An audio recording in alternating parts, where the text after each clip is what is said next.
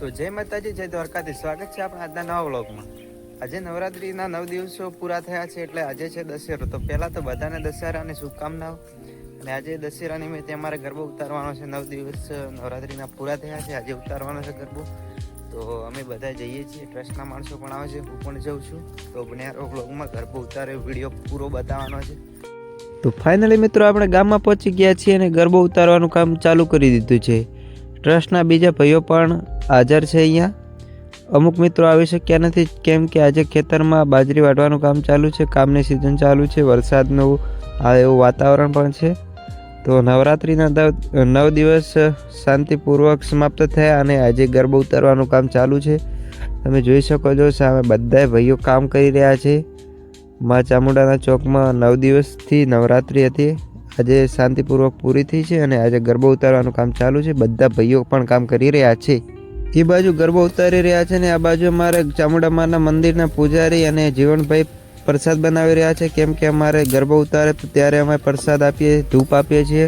તેના માટે જીવનભાઈ અને મંદિરના પૂજારી બંને માતર બનાવી રહ્યા છે. થાળી બનાવીને ધૂપ આપવાનું છે અને પ્રસાદ આપવાની છે જે ભાઈઓ હાજર છે તેમને. તો તેના માટે થાળી બનાવી રહ્યા છે જીવનભાઈ અને પૂજારી. તો ફાઇનલી અમારે ગરબા ઉતારવાનું કામ પૂરું થઈ ગયું છે. શું દલપતભાઈ? આવ રેડી રેડી. ગરબા ઉતારવાનું કામ થઈ ગયું? આવ થઈ ગયું, તો થોડો બાકી રહે છે.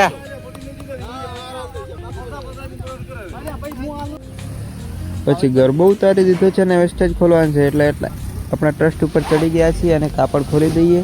અને બીજા ભાઈઓ પણ બીજું કામ કરી રહ્યા છે, તમને બતાવી દઉં. ગ્રાઉન્ડ અને બીજા ભાઈઓ કામ કરી રહ્યા છે, તે ધ્યાનથી જોજો વિડીયો છેલ્લા સુધી. ભાઈઓ છેલ્લે ડાન્સ પણ કરે છે.